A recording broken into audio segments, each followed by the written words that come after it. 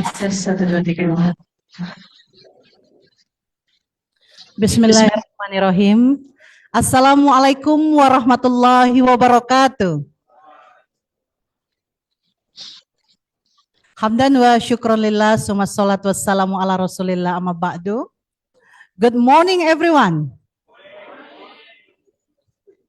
Our Honorable, the Dean of Faculty of Adab and Humanities, Profesor Dr. Endang Rohmiatun, the first Vice Dean of Faculty of Adab and Humanities, Dr. Herlina M. Hum, the second Vice Dean, Dr. Candidate Dola Sobari, and Ibu Fitri, all the guests, ladies and gentlemen, thank you very much for coming to this event. It's great honor for me to be the moderator of the first session on this seminar, and the theme from indigenous knowledge to artificial intelligence, local knowledge-based culture, revitalization, and management information. Before coming to the main session, allow me and kindly invite you all to know one by one our speaker today, which we believe we're really proud and honored to meet you this morning. Assalamualaikum, Dr. Restu Gunawan. Can you hear me? Waalaikumsalam. Selamat pagi Bapak, senang sekali bisa berjumpa. Iya Bu, selamat pagi. Assalamualaikum. Waalaikumsalam warahmatullahi wabarakatuh. Thank you very much Pak Restu. The second speaker today is Professor Dr. Malindi Daza Masalinto. Please correct me if I'm wrong, Ibu. Can I call you Professor Lindy? Yes, po. Yes. Okay. Yes, you can call me Professor Lindy.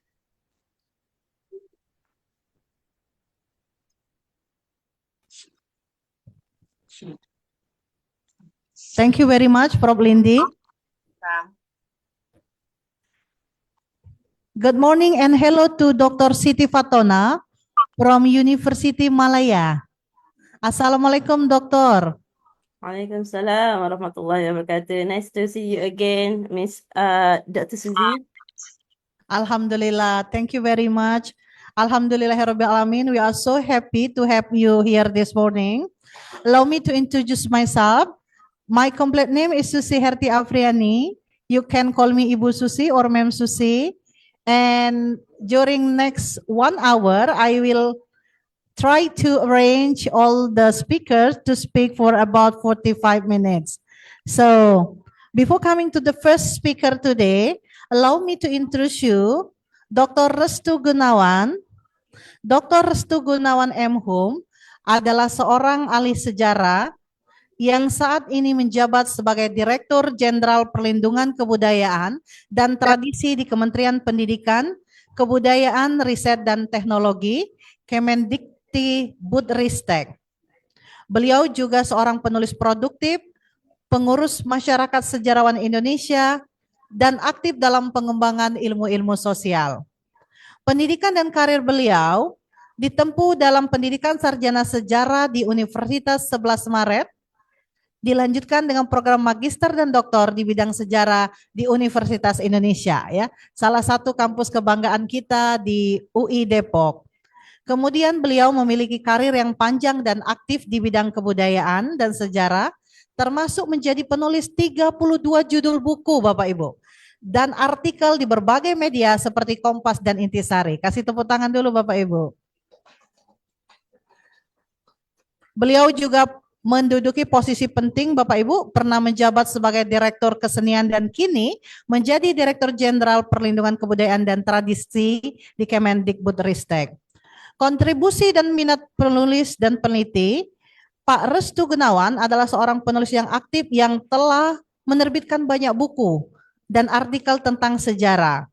Beliau juga sangat peduli terhadap pelestarian tradisi dan nilai-nilai kearifan lokal yang ditunjukkan melalui kunjungan dan dukungan beliau terhadap tradisi adat seperti Serentahun.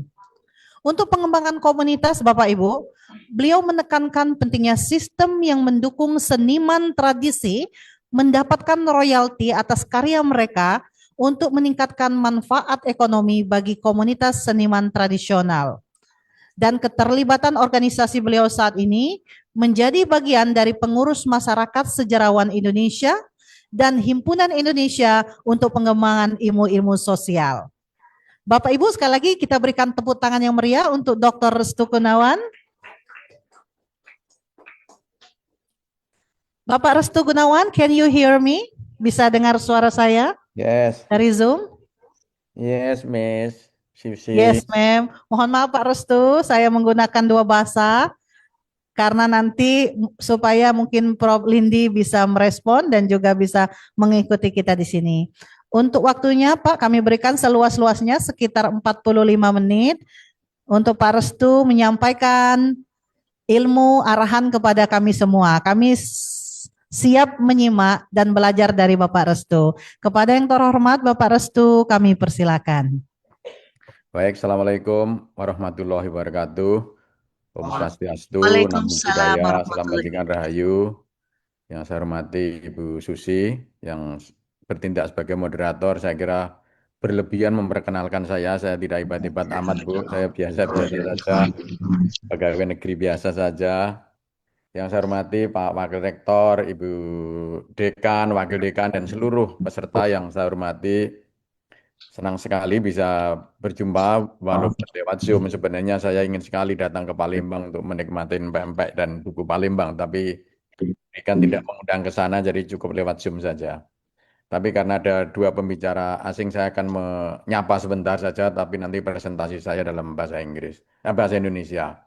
It is a great honor for me to warmly welcome all distinguished speaker from the Philippines, Malaysia, and Brunei, scholar, researcher, and participant to the 7th International Seminar on Adab and Humanities, ISA, organized by the Faculty of Adab and Humanities, University Islam Negeri Raden Patah, Palembang.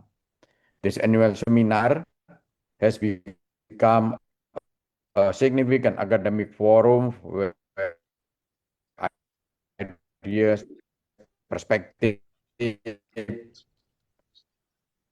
and risk finding, fostering intellectual collaboration among experts in the theme of this year's seminar, from indigenous knowledge to artificial intelligence, local knowledge, best culture revitalization, and management information, highlight the importance of bridging traditional wisdom with modern technology. It underlines our shared responsibility to revitalize and preserve local knowledge while at the same time engaging with the rapid development of artificial intelligence and information management.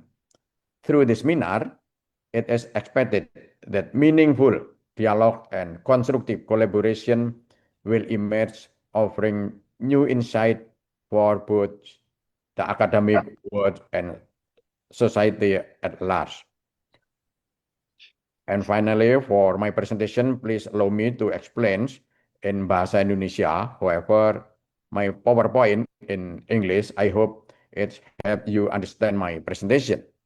Dan kenapa saya juga pakai bahasa Indonesia? Kita semua mesti berbangga hati karena bahasa Indonesia sudah diakui sebagai salah satu bahasa resmi di sidang UNESCO. Jadi tentu ini kita harus gelurakan, apalagi kaitannya dengan culture diplomasi dan sebagainya. Jadi menurut saya sudah waktunya kita berbangga hati dengan kekayaan kebudayaan kita. Tapi sebagai pembuka, Ibu Susi PhD, pantun dulu Bu Susi. Ya, Prof.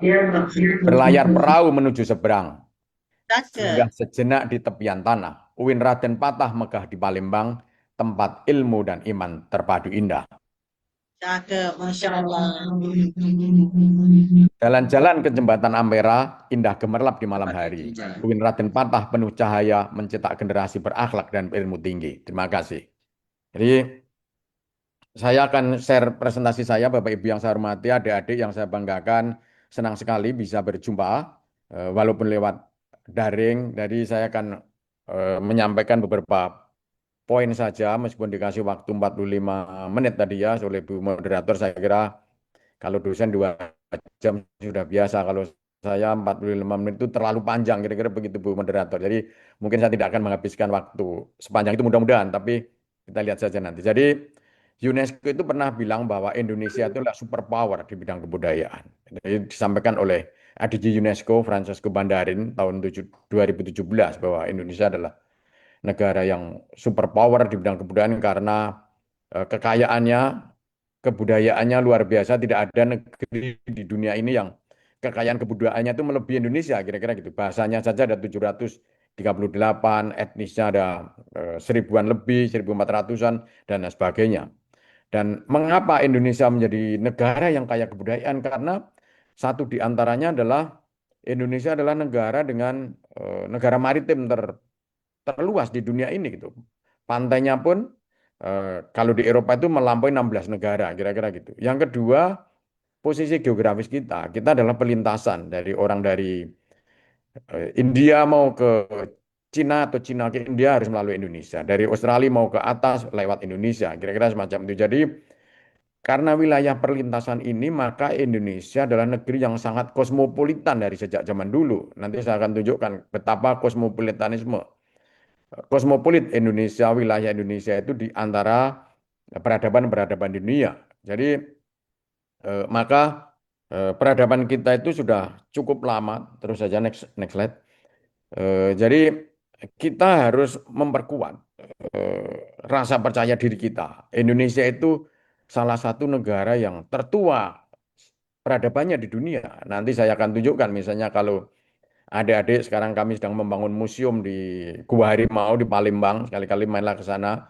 Sekarang sedang kita tata. Itu adalah salah satu tinggalan yang cukup tua di sana. Selain ada di Sangiran dan lain sebagainya. Jadi temuan-temuan fosil, Homo erectus dan lain sebagainya hampir 60% itu ada di wilayah Indonesia gitu. Kemudian Pak Menteri kami, Pak Fadlizon juga selalu mengatakan reinventing Indonesian identity.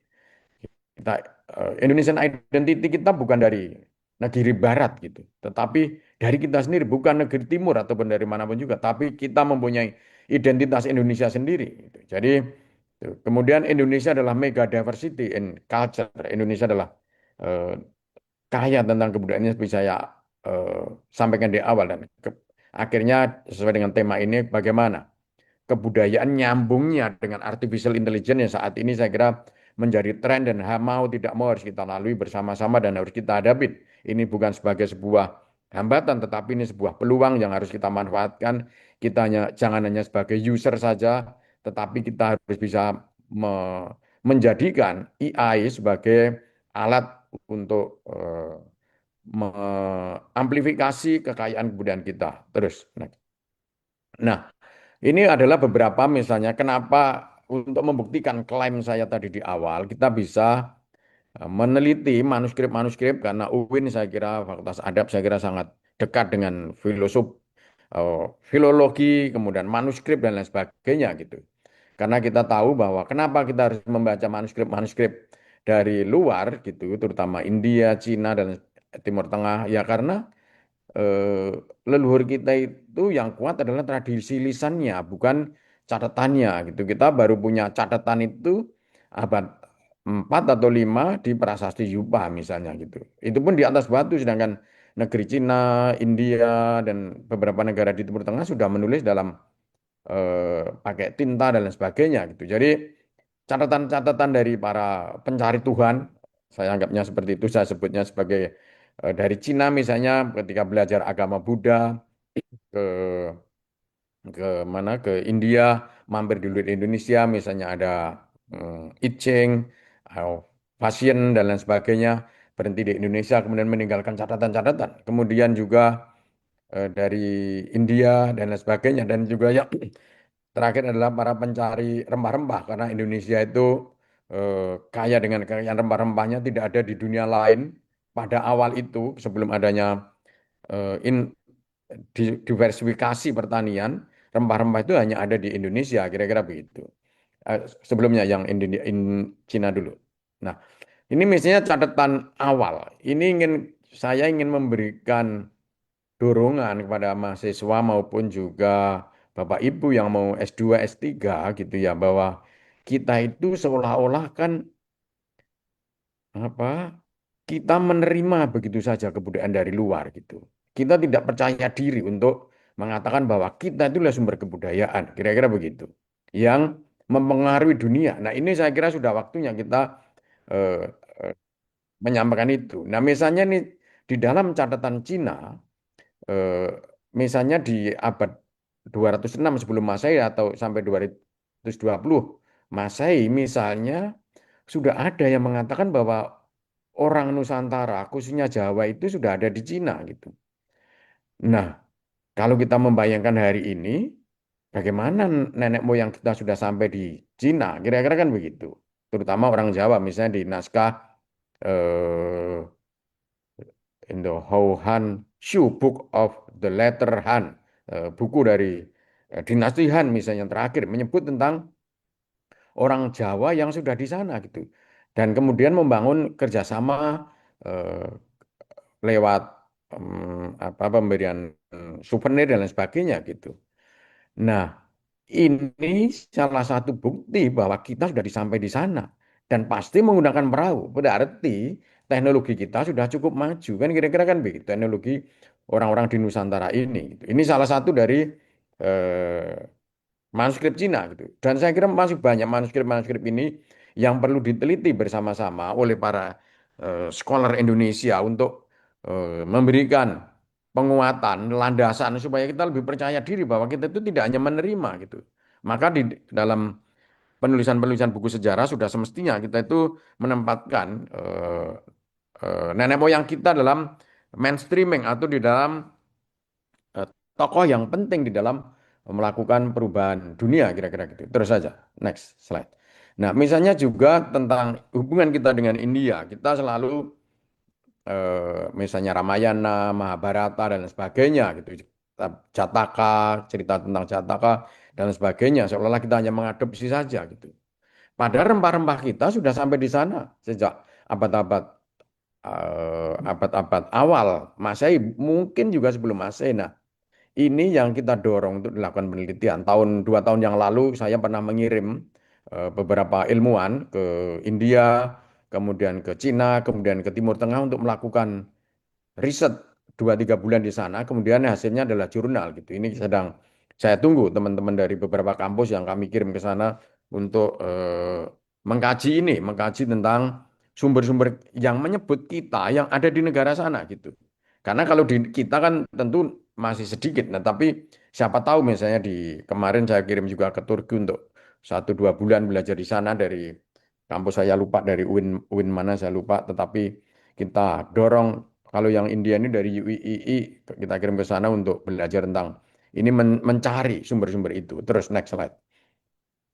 Kemudian ke eksplorasi ke Afrika misalnya. Ini misalnya alat-alat kesenian, alat-alat dari bambu. Di dunia ini negara yang alat-alatnya bambu yang terkenal itu adalah hanya di Jawa Barat dan juga di Sulawesi. Dan ternyata alat-alat ini sudah menyebar ke Afrika, misalnya dalam namanya dan menyebutnya makonde, sitar, gitar dan sebagainya. Jadi ini bagaimana migrasi dari orang-orang kita dari Sriwijaya juga dugaannya ada di Palembang dan lain sebagainya itu sudah menyebar ke Malagasy dan lain sebagainya alat musiknya saja gitu belum hal-hal yang lain. Nah, ini tentu perlu penelitian-penelitian misalnya penelitian Alexander Adelar misalnya juga meneliti tentang ini bagaimana pengaruh bahasa kita ke sana gitu. Terus kemudian ini yang penting juga ini karena UIN saya kira kita itu kan selalu kalau dari Timur Tengah seolah-olah sudah menyelesaikan segalanya gitu.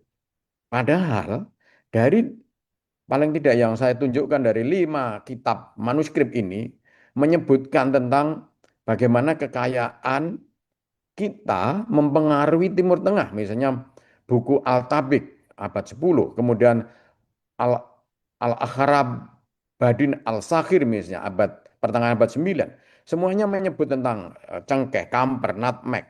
Kemudian beberapa hal yang prosentasenya pun ada di sini gitu. Artinya apa? Bahwa tidak mungkin barang ini sampai di sana tanpa sebuah pelayaran, tanpa sebuah hubungan persaudaraan, tanpa sebuah perdagangan, kira-kira gitu. Jadi dari beberapa background sejarah tadi saya ingin mengatakan bahwa kita adalah salah satu wilayah Nusantara ini adalah eh, peradabannya cukup tua dengan berbagai didukung oleh sumber-sumber yang ada dan juga oleh kekayaan alam kita gitu. Nah, ini perlu kita banggakan, jangan sampai kita kemudian seolah-olah kalau yang dari barat, dari Timur Tengah itu seolah-olah sesuatu yang luar biasa. Sudah waktunya kita mulai hari ini dengan apalagi mendengarkan pidato Pak Prabowo semalam itu kita harus percaya diri betul sebagai sebuah bangsa besar gitu. Kita bukan bangsa pengikut, bukan follower gitu, tapi kita harus mampu mengendalikan dunia lewat kebudayaan kita. Terus saja. Nah, di dalam Undang-Undang Pemajuan, minimal ada 10 objek pemajuan kebudayaan. Ada oral tradition, manuskrip, tradition, ritus, lokal indigenous, kemudian teknologi, tradisional teknologi. Saya kira ini penting, teknologi tradisional di bagaimana. Misalnya nih, saya ambil contoh. Selalu di dalam buku-buku pelajaran kita, kalau yang namanya bronze, perunggu kita menyebutnya sebagai peradaban dari Dongson, misalnya gitu. Mestinya sudah kita rubah nih. Bukan, wilayah kita sudah mempunyai pengetahuan lebih awal tentang perunggu misalnya. Misalnya, nah ini mesti kayak gini, tetapi kan tidak bisa dengan klaim seperti saya katakan. Tentu harus didukung oleh penelitian-penelitian yang cukup kuat. Tentu ini tempatnya di kampus dan juga di BRIN. Nah, kami mendorong untuk itu. Bagaimana pengetahuan tentang teknologi tradisional ini bisa dikaji lebih mendalam tentang tadi tentang perkapalan misalnya. Nenek moyang kita dua abad sebelum Masehi sudah sampai di Cina. Bagaimana teknologi tentang perkapalan, pengetahuan tentang perkapalan misalnya. Kemudian seni, bahasa, permainan tradisional dan juga olahraga tradisional. Terus saja. Next. Nah, ini adalah persebaran cagar budaya kita. Memang kita masih sedikit. Dari kekayaan kita itu baru 228 cagar budaya kita yang ditetapkan secara nasional.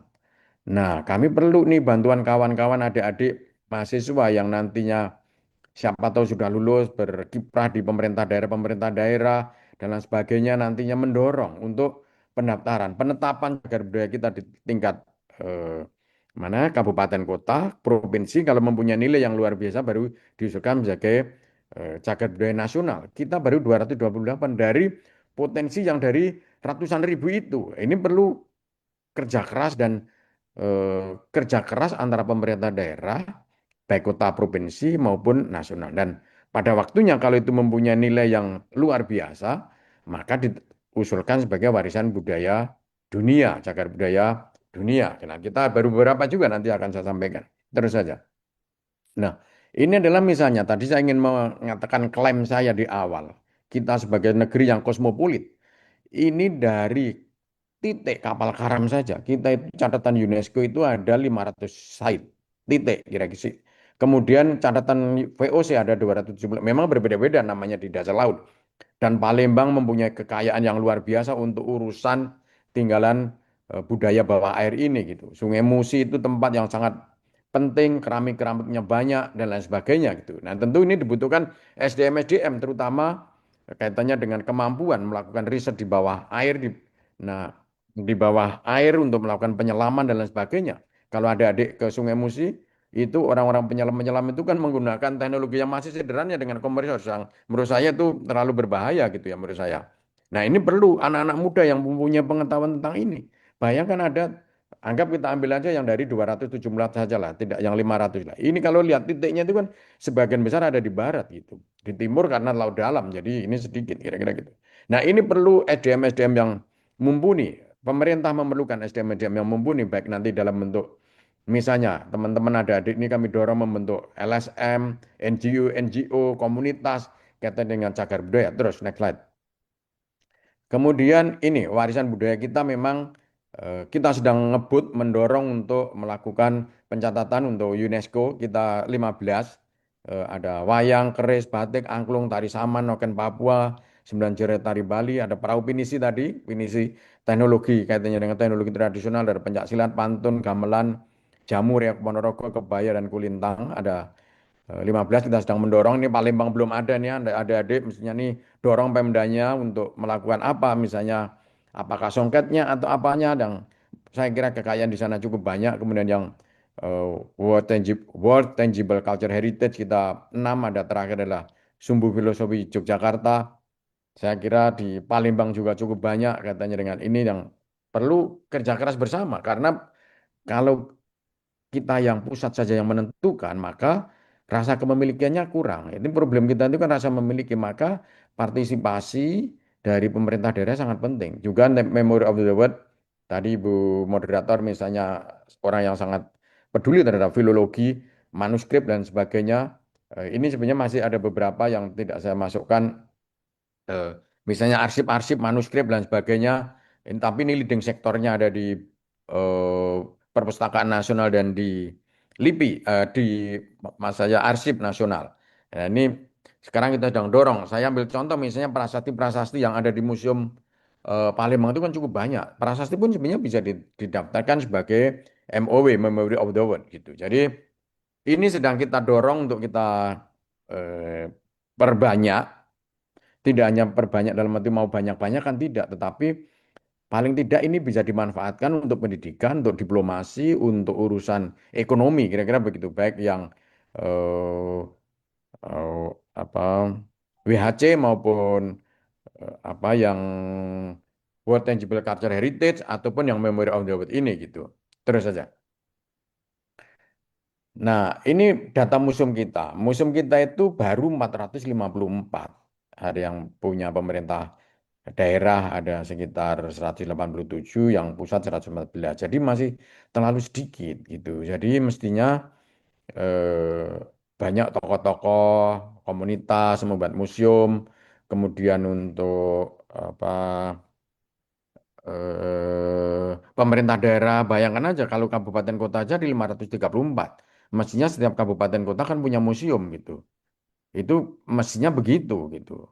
Ya, mestinya ya karena setiap kabupaten kota kan harusnya di mana mau naruh yang namanya peradaban-peradaban itu tadi di mana kalau tidak di museum kira-kira kan gitu. Itu kan capaian-capaian penting eh, bagi pemerintah daerah misalnya bagaimana. Nah, ini adik-adik kan saya kira sebagian besar kan mahasiswa. Siapa tahu kalian nanti menjadi anggota DPRD, DPR atau wali kota atau bupati, tolong ini menjadi prioritas karena biar anak-anak itu bisa melihat masa lalu, kemudian masa kini dan merancang masa depan yang lebih baik dengan berkunjung ke museum-museum yang ada gitu. Terus saja, terus saja. Ini adalah indeks pembangunan kebudayaan Palembang saya kira juga masih di mana di Sumatera Selatan cukup bagus di 6,6 meskipun ini masih kita dorong untuk kita naikkan terus karena bukan di ini bukan 6 ini di 57 dari saya nggak tahu urutannya ini urutannya saya tahu nggak tahu tapi ini dari 57 dari yang tertinggi adalah 71,36 dari di Bali gitu. Bali dan Jogja yang cukup tinggi gitu ya dan Jogja 67. Jadi Palembang ada di Sumatera Selatan ada di posisi 57. Berarti masih perlu ditingkatkan indeks pembangunan kebudayaan yang kaitannya dengan dimensi-dimensi ini misalnya ekonomi budaya, pendidikan, social culture resilience, cultural heritage, artinya dari eh, 7 dimensi tadi, kalau kita sandingkan dengan capaian indeks pembangunan kebudayaan yang 57 tadi, maka ini perlu ditingkatkan, kira-kira gitu. Jadi saya seminar hari ini tidak sekedar menyampaikan apa yang saya tahu, tapi saya ingin mengajak bersama-sama kerja bareng, karena kebudayaan itu adalah kerja bersama-sama. Terus saja, terus saja.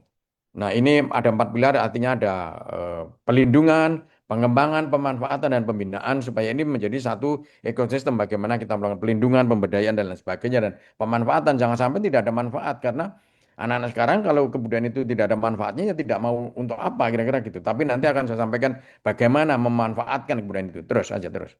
Karena 40. Nah, ini adik-adik semua, pemerintah Indonesia sekarang sudah punya dana abadi kebudayaan. Nilainya 5 triliun. Memang baru 5 triliun. Nanti pemerintah pasti akan meningkatkan. Dari hasil usahanya itu adalah digunakan untuk mendorong tadi. Misalnya untuk membiayain baik itu perseorangan, komunitas di dalam melakukan penelitian, pertunjukan, kemudian diplomasi ke luar negeri, dan lain sebagainya gitu. Sekarang kita sudah punya Alhamdulillah. Yang hasilnya setiap tahun sekitar 400 sampai 500 miliar. Yang itu digunakan dan harus habis gitu. Tahun ini misalnya atas saran Pak Menteri ada sekitar 3.000 komunitas yang kita biayain untuk melakukan aktivitas, baik itu untuk seminar, untuk perjalanan ke luar negeri, untuk membuat event, kemudian riset dan lain sebagainya. Jadi jangan khawatir karena kita tahu beberapa tempat terbatas kita sudah punya dana abadi kebudayaan. Kita negeri yang cukup kaya, LPDP-nya pun sekarang sudah cukup banyak. Saya dulu kuliah nyari-nyari beasiswa kira-kira gitu. Sekarang sudah mudah, lebih mudah. Jadi ini harus kita manfaatkan. Dana abadi pendidikan juga cukup tinggi, dana abadi kebudayaan juga cukup tinggi. Terus, next. Next aja. Nah, untuk itu saya mengajak adik-adik semua, kita sebagai duta-duta budaya. Kita ini adalah duta-duta budaya, terus duta-duta budaya yang dilakukan oleh anak-anak muda kita. Kita harus bangga misalnya tentang kuliner ini. Misalnya anak-anak Palembang nih, kalau kalian ketemu ke luar negeri, maka sudah waktunya mempromosikan misalnya empek-empek. Maka kalau empek-empek itu cepat basi, gimana teknologi? Meskipun anak Fakultas Adab juga harus belajar tentang teknologi. Gimana supaya divakum tapi ke luar negeri bisa menjadi eh, semacam hadiah. Kalau rendang sekarang sudah cukup maju. Kemudian sudah cukup sudah bisa tahan 2-3 bulan. Saya tidak tahu nanti Bu moderator mungkin sebagai ahli masak sudah tahu mungkin empek-empek bisa tahan berapa minggu, bulan kira-kira kan gitu. Kalau ke luar negeri harusnya sudah souvenirnya adalah kekayaan kita ini gitu. Kemudian kalau ulang tahun adik-adik mesti bangga. Jangan hanya pakai tar. Sekarang kita ada tumpeng. Nenek moyang kita punya tumpeng. Mestinya ulang tahun pakai tumpeng. Kue tar juga boleh, tapi tumpeng jangan lupa gitu. Karena itu filosofinya cukup tinggi dan sudah diakui sebagai warisan tak benda nasional. Juga makanan-makanan yang lain itu diplomasi lewat kuliner gitu. Kita makanan kita banyak. Variasi dari Sabang sampai mereka cukup banyak. Nah, ini membutuhkan anak-anak muda yang kreatif gitu. Terus kemudian ini kopi kita juga cukup banyak gitu. Kita dulu kopi kita, Java Cafe itu 1906 itu brandnya melebihi Starbucks hari ini gitu. Tapi karena pembajakan luar biasa di Amerika, akhirnya kopi ini sekarang semakin kecil di Jawa Timur sana. Nah, kita masih promosikan. Ini makanya anak-anak kreatif sekarang yang sudah punya ide gagasan mengembangkan dari kekayaan kebudayaan kita menjadi brand-brand lokal yang bisa menyaingi brand internasional gitu. Kita harus kopi kita dari Sabang sampai mereka itu ada puluhan varietas itu. Dan rasanya top-top semua kira-kira gitu. Terus, udah 40 menit apa belum ini? Nah, kemudian bagaimana cerita di balik token appreciation misalnya, apa souvenir misalnya. Nah, kalau orang Palembang, anak Palembang kan punya songket. Ya, songket kalau enggak, ya songket kan songket Palembang yang dipakai oleh Bu Susi ini, saya tahu saya songket juga mungkin, saya tidak tahu. Nah, ini mestinya bisa menjadi misalnya dalam bentuk shawl, dalam bentuk apapun juga.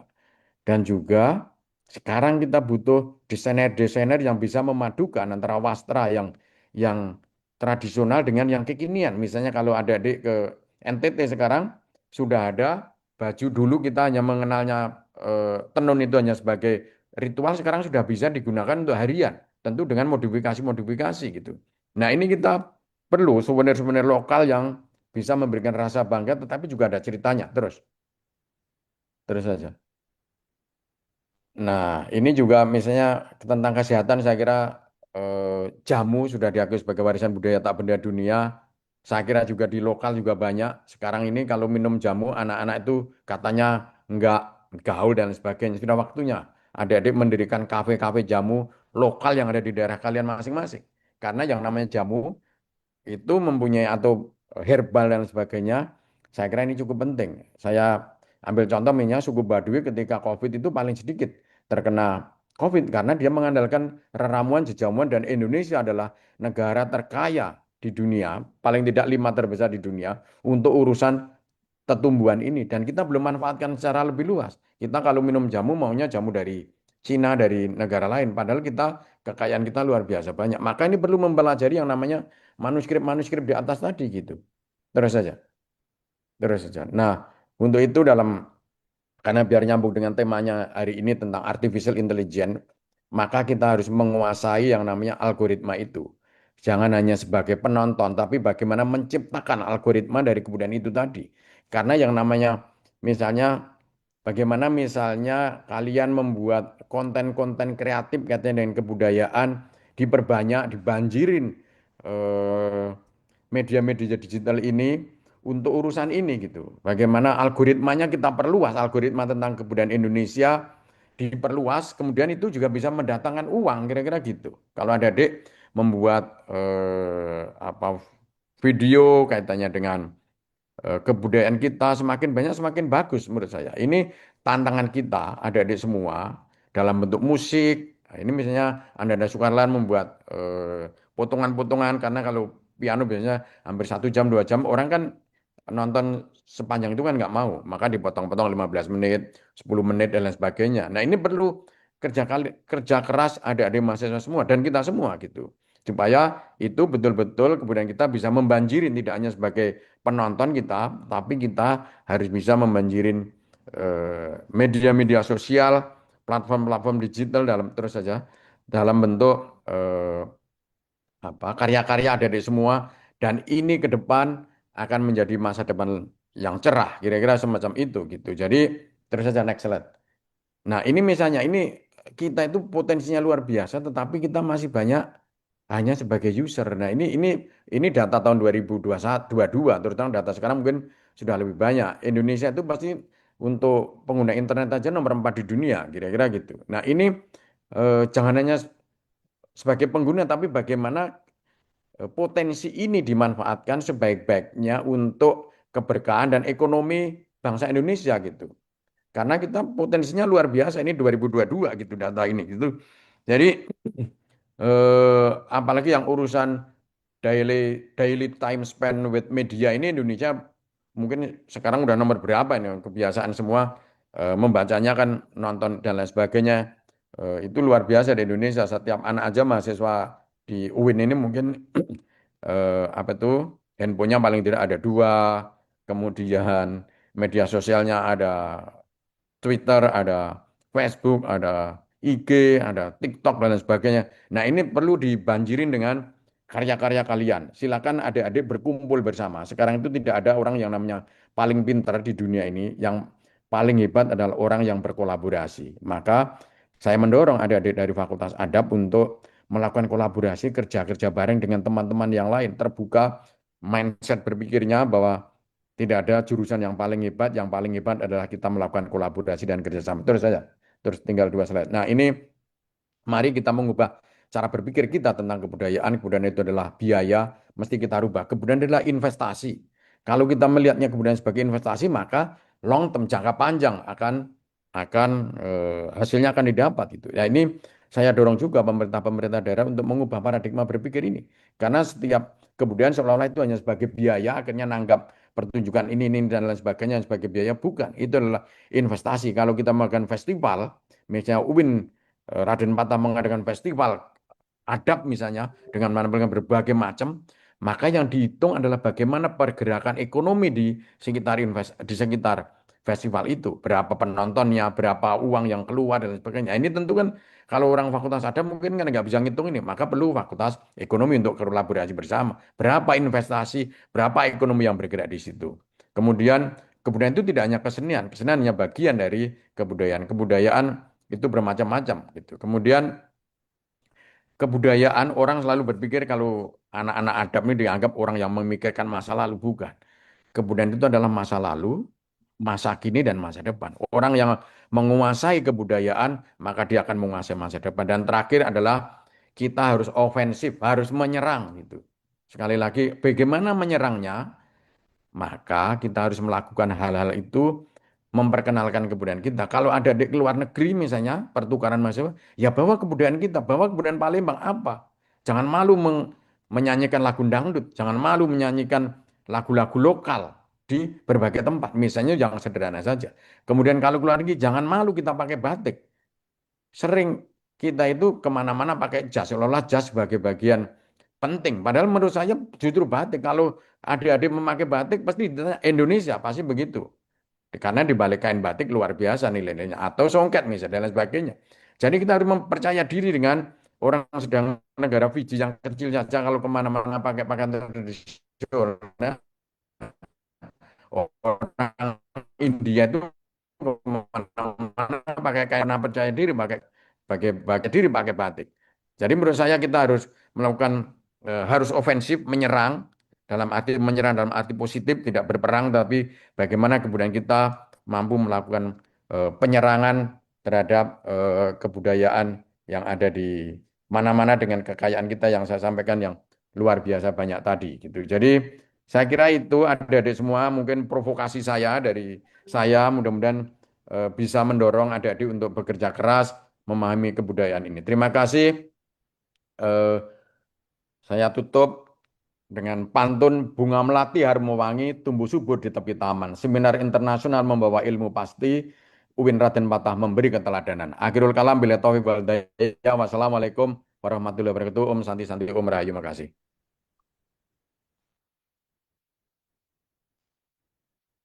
Bapak Ibu, untuk Dr. Restu Gunawan, untuk materinya yang menurut saya sangat menarik ya, The Power of Culture. When culture becomes soft power ya. Jadi inti yang disampaikan oleh Dr. Restu Gunawan tadi adalah kita semua Bapak Ibu diharapkan menjadi duta ya, duta budaya. We are ambassador of our culture. Bapak Ibu, izinkan saya tadi menyampaikan sedikit, meringkas apa yang Dr. Restu Gunawan telah berikan kepada kita semua ya, khususnya mahasiswa ya. Jadi Pak Gunawan tadi berkali-kali mendorong mahasiswa untuk percaya diri sebagai sebuah bangsa, bangsa Indonesia. Jadi negara kita adalah memang negara yang kaya. Kita sudah tahu bahwa budaya kita kaya sekali, tidak hanya dari segi makanan, bahasa, tari tradisional, maupun budaya-budaya yang lain ya. Kemudian kekayaan Indonesia ini tentu saja dapat mempengaruhi pertumbuhan dan juga rasa percaya diri kita di dunia internasional ya. Tadi disebutkan oleh Pak Gunawan bahwa kita memiliki warisan dan diplomasi dalam World Intangible Cultural Heritage, World Tangible Culture Heritage UNESCO, dan Memory of the UNESCO. Dan kita juga punya banyak sekali dimensi dalam Indeks Pembangunan Budaya yang dapat mengembangkan kompetensi manusia dan juga sumber daya manusia. Tadi disebutkan Pak Restu Gunawan, Bapak Ibu, bahwa ada dana penelitian ya, Indonesia memiliki dana untuk penelitian dan juga duta budaya. Jadi potensi-potensi ini besar sekali ya, dan kekayaan-kekayaan budaya di Indonesia itu bisa sekali dikembangkan baik melalui video-video, karena seperti kita tahu zaman sekarang ya lebih mudah teknologi membantu kita dalam mempromosikan budaya ya. Jadi bisa platform digital, sosial media. Dan potensi ini tentu saja dapat dikembangkan dalam kolaborasi kerjasama dan potensi-potensi lainnya. Alhamdulillah Bapak Ibu, kalau di UIN Raden Patah Palembang, budaya ini merupakan sebuah kekuatan dan sudah kita gunakan dalam banyak program. Di antara program yang cukup dominan dan kemarin menjadi branding kita, Pak Restu Gunawan, adalah Gravitasi ya. Global and Local Raden Fatah University Festival and Academic Internationalization.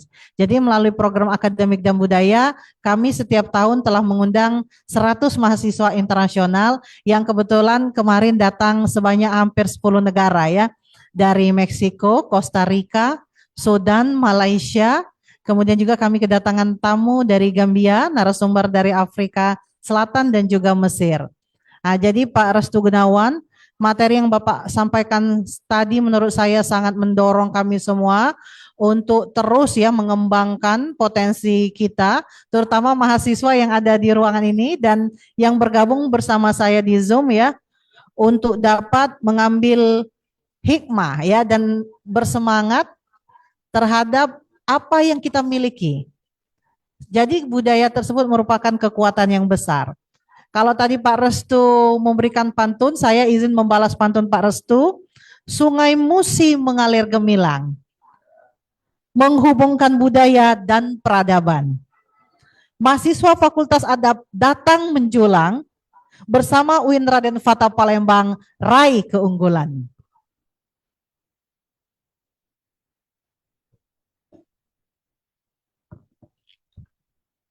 Ladies and gentlemen, I'm so happy now to come to the second session. It seems that Professor Lindy de Masalinto has already been ready, and I would like to say hello. Hello, Prof. Lindy. How are you this morning? Hello, I'm good. Thank Nice to you meet very you much. in Nice to meet you. Prof. Lindy, is there any time difference between Palembang and Filipina? 2 hour time difference is 1 hour and a half.